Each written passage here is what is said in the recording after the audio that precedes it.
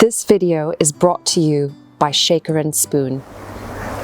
I've just finished making this DIY cold frame using wood that was left around the house from other projects, a piece of polycarbonate left over from the polycrub, and now I have a place where I can put seedlings in the spring to harden them off, and even to grow salads and other crops over the winter. It acts like a mini greenhouse and it protects the plants inside, but you can prop it open during the day on warm, sunny spring days to get young plants ready for outside conditions. I'm going to take you through how I built this step by step, and you can use these plans to create your own cold frame, and you can use any type of plastic or glass upcycled element to create your lid.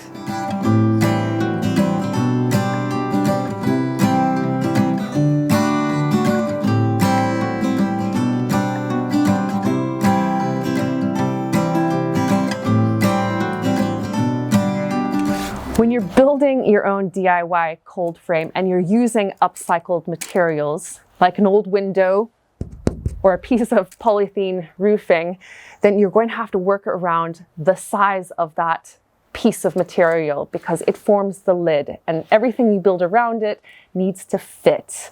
And so the first step of this project is measuring how wide this piece is. And it is 105.5 centimeters, which is about 41.5 inches. Now this measurement is really important because this tells me how wide the cold frame is going to be. Now that we have that measurement, 105.5 centimeters, 41.5 inches, that is how wide the cold frame is going to be. And that means that I can cut the planks for the front and the back side of the structure. It's going to be 2 planks high in the front and 3 in the back, and that gives a nice sloping surface for the lid. And you want a sloping surface for your cold frame because it allows water to drain away and also allows a little bit more light inside. It also gives a bit more height at the back for taller plants. That's why cold frame tops are angled. Now I've got leftover wood here from the raised beds inside the polycrub. This is pressure treated spruce. I've got a jigsaw here, some safety glasses, and I've marked out the very first plank and then cut 4 more after it.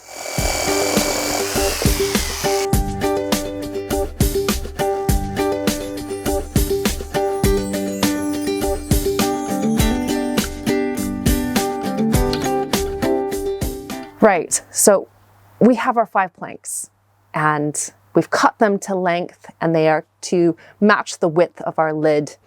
And what I'm doing now is just assembling them in about what I think will be about the size that will fit my piece of polycarbonate, which I have cut down in the meantime to make a decent size. And all we do is put it on top and then move these planks around until we're happy with how it's all sitting together. And once that's done, then we just take the measurement from the side, and we're measuring from the inside of that wood to the inside of that. And that's going to be how wide the planks are here in the middle.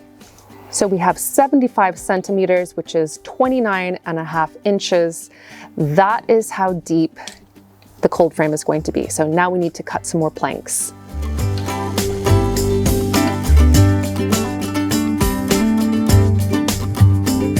The 5 sides are cut now, and that makes 2 planks on either side, so it matches the height of those 2 planks that will form the front. But of course we need to create the angled sides, and so the last piece I need to cut in half, and not just cut in half, cut at an angle so that it breaks into 2 pieces that will form the sloping sides on either side of the cold frame. Now, right now we have all of the planks that form the outside of the cold frame. We have the lid ready to go. But if we screw those planks together as they are right now, it won't be very stable, especially if you're moving the cold frame around. So to stop that from happening, I'm cutting planks. So these are 1.5-inch square pieces of wood that I'm going to have vertical, and they'll form a supporting structure at each of the 4 corners inside the cold frame. And that is how I'm going to put them together tomorrow. But first, let's cut these. And I should also say that the lengths of these are a bit shorter than the planks at each corner.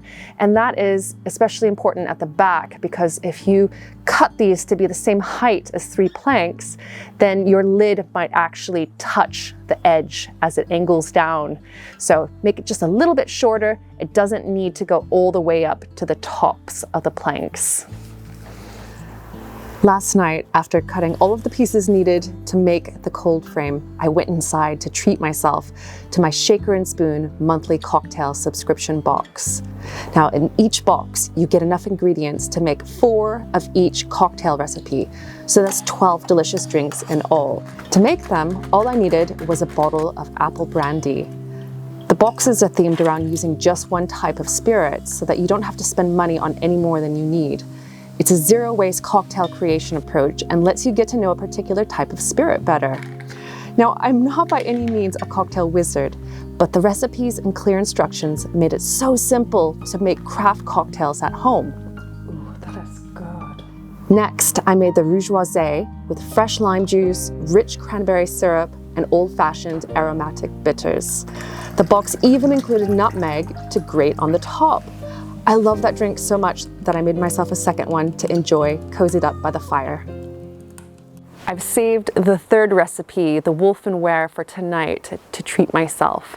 And that one sounds divine. It has birch syrup in it. It has a dried apple as garnish, Angostura bitters, and ooh, I'm looking forward to that. Now, the Shaker and Spoon cocktail subscription box is available to those in the USA, and there are lots of different boxes to choose from. And then of course, if you get a subscription, you get to try lots of different types. And as a treat to yourself, it's fantastic. It was so fun making those last night, but I can see these being really great holiday gifts. And so if you want to browse the boxes, check out that link down in the video description, and I'll put it up on the screen as well. So you'll be able to go over and check out their offerings, but also make sure to use the code LOVELYGREENS, because that will give you $20 off your first order. Great. Let's get back to building this cold frame.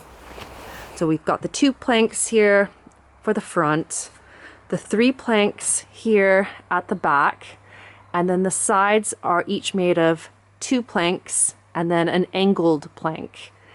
And that angled plank matches on the other side. To start assembling the cold frame, we first need to put the sides together. So the sides are the ones that have the 2 planks and the angled plank at the top.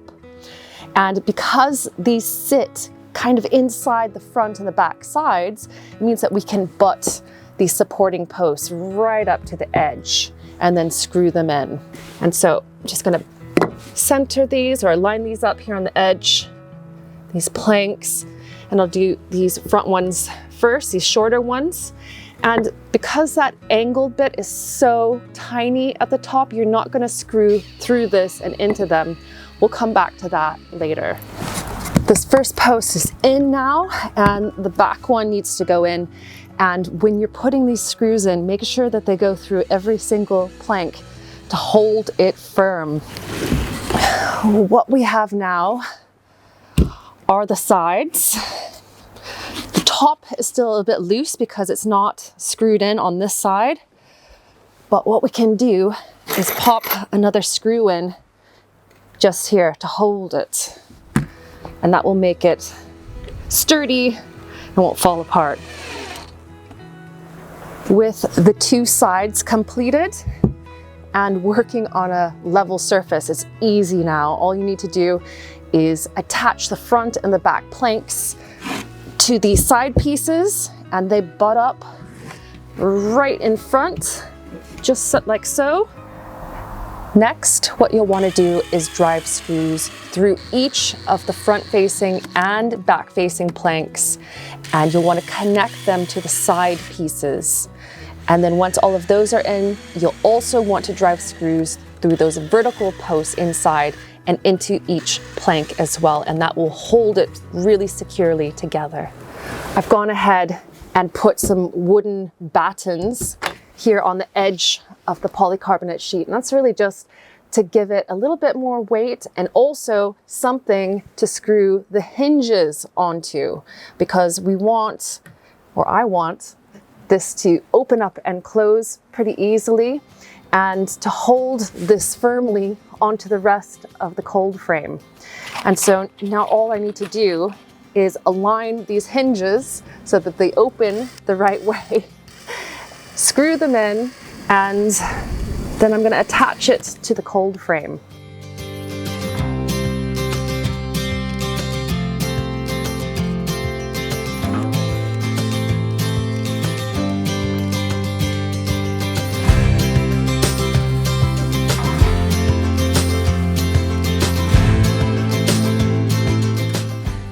In the spring and summer, I will have this propped open during the day, especially, and I'll just probably use sticks, but I may think of a more permanent solution, like a stick that's inside that I can twist up and use as a prop.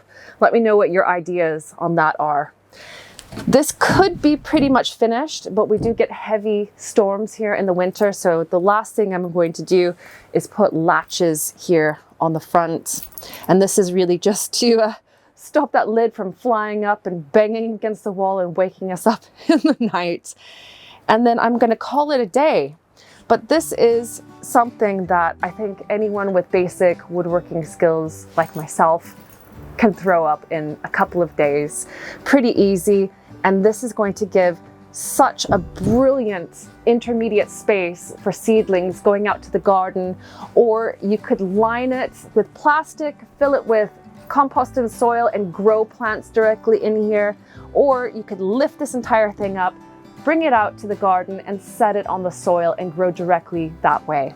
Although if you do take this out and put it on soil, it's probably a good idea to set it on bricks instead of directly on the ground, and that way that wood will last a little bit longer.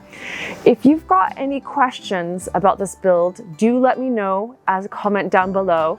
And also, when you're thinking about the lid, think about upcycled windows. You can use pretty much anything that allows light through.